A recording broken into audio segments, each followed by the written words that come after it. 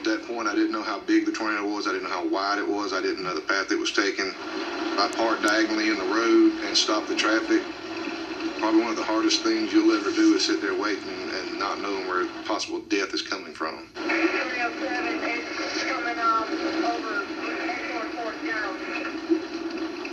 I could see the bridge at the next intersection at Hardy Street. The clouds got darker, then all of a sudden I couldn't see. It looked like the cloud had actually just dropped down in between me and the overpass. You could hear the wind blowing, and they say it sounds like a freight train, and it's a lot worse. There was one car that I couldn't get to in time, and I actually drove up not knowing if they were all safe. That was terrifying. Okay, so storm chasers are reporting a tornado on the ground in northern Lamar County. Large wedge tornado being reported on the ground in northern. We had already had confirmation from a storm chaser. He actually relayed that to the National Weather Service into the chat, and they quickly relayed it to us. All right, this is one of the worst case scenarios that we can possibly have. I've been here for about 10 years, and it's the first time we've really had what we would describe as a wedge tornado on track towards a major metropolitan area. My voice cracks when I say that. I knew the devastation of a wedge tornado. We watched it happen in Joplin. We watched it happen in Tuscaloosa. And here it's happening to my city, and it's tough. It's huge. It is a big tornado. We were probably 5 miles outside of town. Still could not really get any visuals on the tornado. As soon as we crossed the Hattiesburg city limit is when we saw the tornado coming in, and our heart stopped because we could see one end of it and we couldn't see the other. All right, open my sunroof. Stop right here. Stop right here. Right here. We were still on the line with National Weather Service and 911 that they would get the sirens turned on. There are no sirens going off. Yeah, we're sitting right here. There's no sirens going off. It may be larger. It may be larger. We got out the car, kind of started yelling for people that were around.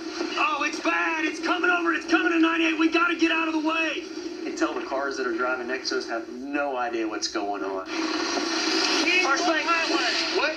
King and Old Highway. King and Old Highway. Large multi-vortex tornado, quarter-mile wide.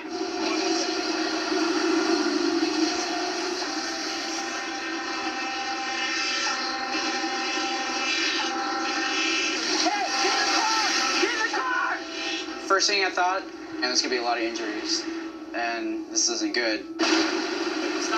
Stop right here. So we need to get out there and just start helping people as quick as we can. Large tornado on the ground. Going into Hattiesburg. All right, we're gonna go forward past the ambulance. Ma'am, I need to go.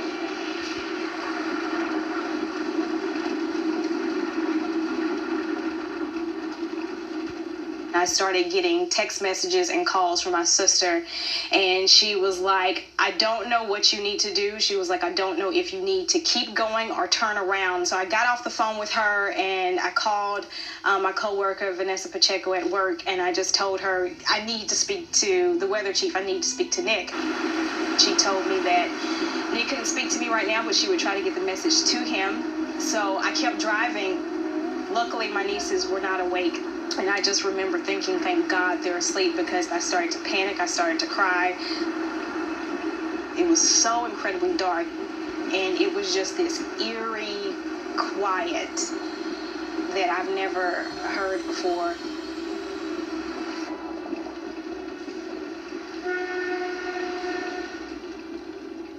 Throughout the course of my career as a photographer, I've probably covered 7 or 8 different tornadoes. But as far as actually being close to one or it actually hitting that close to home, this was the first. I was working at the Hattiesburg American. I was a staff photographer, so it took off to head into Hattiesburg. In the distance, I was able to see the actual storm running parallel. When it crossed Highway 589, I knew that it was headed for my parents' and my grandparents' neighborhood. I was exceptionally worried about them. I never strayed away from focusing to try to get into Hattiesburg, but at the time I was still continuing to touch base with them on the phone just to see how they were. Go ahead. I'll talk to you in a bit. Okay.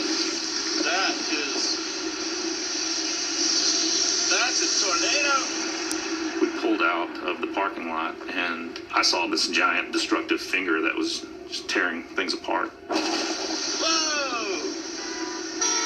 I was just really excited at first, you know, that I was looking at this tornado.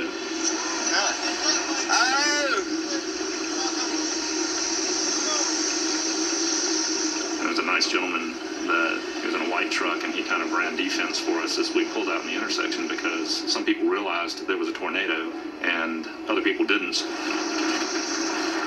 We were able to pull left, and I realized it was barreling down on us and it was coming our way.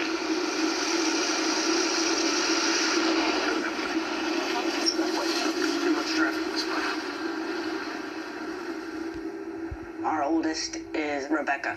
We had dropped off Becca at church. I was more worried about my parents than I really was of my daughter. I know that sounds awful, but seeing the way the storm was heading, I knew that it wasn't going to go that way. Paul called his parents, and the phone lines were down at their house. We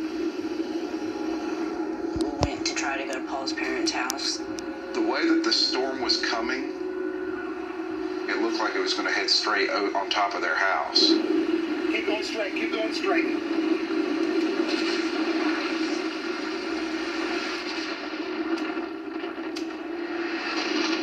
4-3 Hattiesburg, I got one vehicle off the road here at 59 coming up the party. Somebody else had stopped. There's a man, his wife, and 3 kids in a SUV, and they'd been picked up, flipped about 3 times in the air, and landed in a ditch. A lot of things going through my mind at the time. I didn't know if anybody was killed, seriously injured. Hey, James, tell us how bad it is. If they need us, start helping them out down there. I see